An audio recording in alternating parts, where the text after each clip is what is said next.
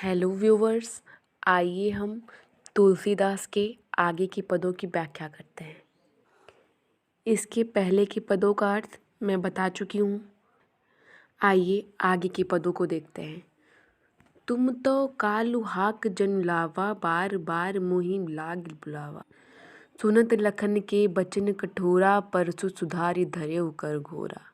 अब जनि देई दोष मोहु लागू, कटुबादी बालक बद जोगू। बाल बिलो की बहुत में बाचा, अब यहु मन निहार भासाचा। यहाँ पर लक्ष्मण जी और परशुराम जी का संवाद चल रहा है। लक्ष्मण जी परशुराम जी से कहते हैं कि हे मुनिवर, ऐसा लग रहा है कि आप मृत्यु को मेरे लिए हाक लगा लगा कर बुला रहे हो।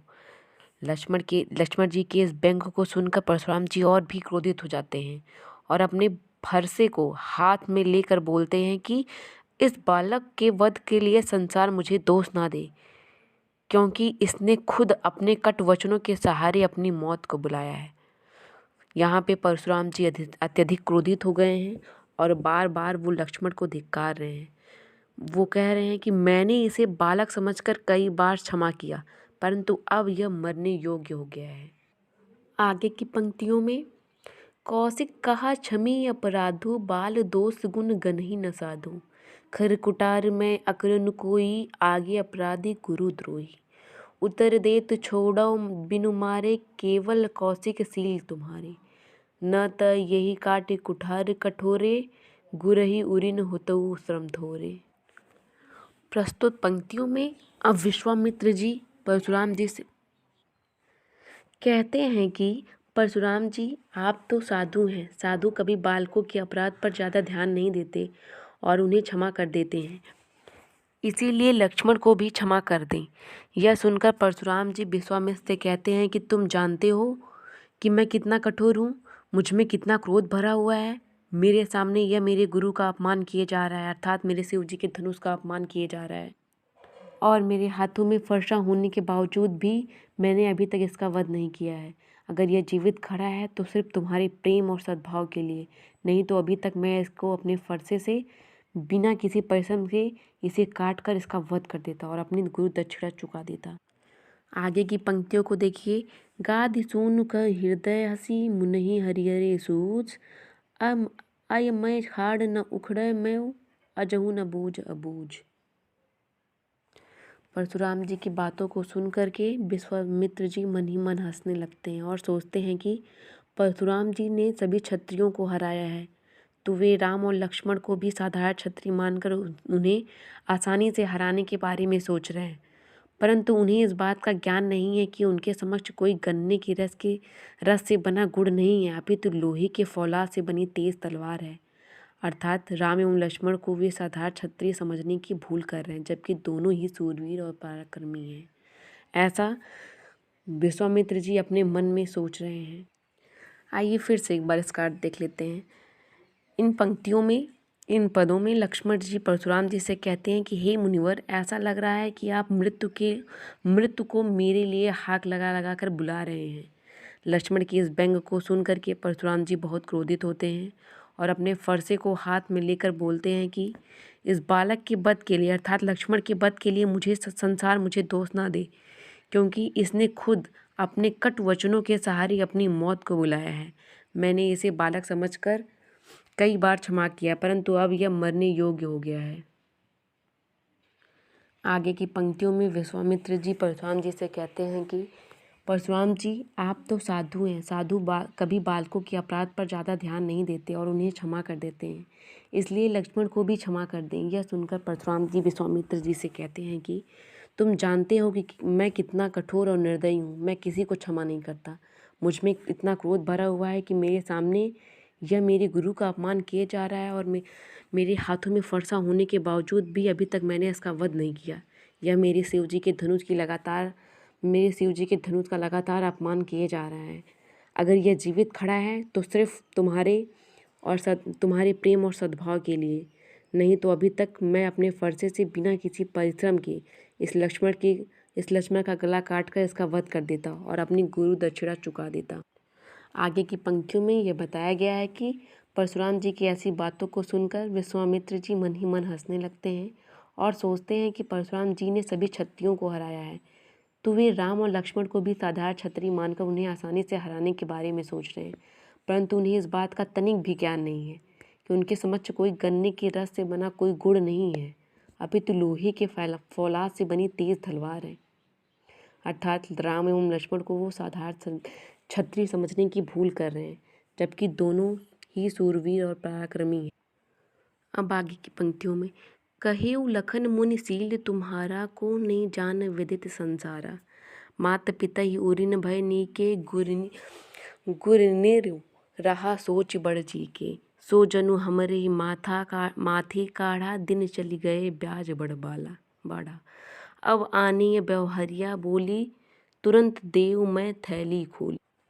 अब लक्ष्मण जी परशुराम जी से कहते हैं कि हे मुनिवर, आपके शील स्वभाव से पूरा संसार भली भांति परिचित है। आप अपने माता पिता के कर्ज से तो पूरी तरह से मुक्त हो चुके हैं, परंतु अभी भी आपके ऊपर गुरु ऋण बाकी बचा हुआ है, जिसे आप जल्द से जल्द उतारना चाहते हैं, और इसी कारण आप मेरा वध करने पर तुले हुए हैं।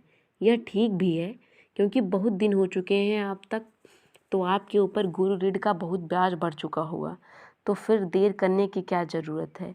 लक्ष्मण जी व्यंग करते हुए कहते हैं कि किसी हिसाब किताब करने वाले को बुला लीजिए, मैं देर किए बिना अपनी थैली खोलकर सारी धनराशि चुका दूंगा।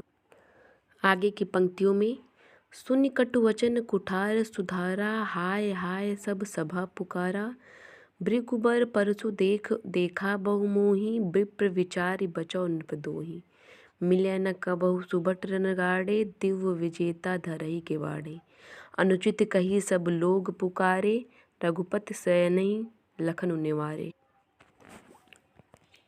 इन पंक्तियों में लक्ष्मण के कठोर वचन को सुन करके परशुराम जी अपने क्रोध की आग में और अधिक जलने लगते हैं और अपने फरसे को पकड़कर आक्रमण की मुद्रा में आ जाते हैं, जिसे देखकर यह दृश्य देखकर दरबार में उपस्थित सारे लोग हाय हाय करने लगते हैं। यह देखकर लक्ष्मण परशुराम जी से कहते हैं कि आप मुझे अपना फरसा दिखाकर भयभीत नहीं कर सकते, और मैं यहाँ आपको ब्राह्मण समझकर आपसे युद्ध करने नहीं आया हूँ।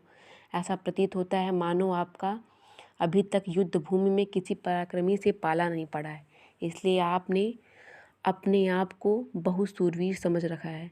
यह बात सुनकर दरबार में उपस्थित सारे लोग अनुचित कह कर पुकारने लगते हैं, और श्री राम अपनी आंखों के इशारे से लक्ष्मण जी को चुप होने का इशारा करते हैं। लखन उतर आहुति सरिस, भृगुबर कोपु कृशानु। बढ़त देख जल समवचन, बोले रघुकुल भानु।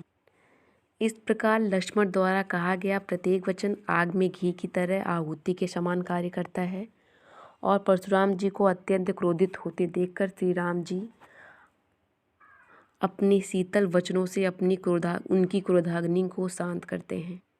आइए एक बार फिर से इसका अर्थ देख लेते हैं। इस पद में लक्ष्मण जी परशुराम जी से कहते हैं कि हे मुनिवर, आपके शील स्वभाव से ही पूरा संसार भली भांति परिचित है।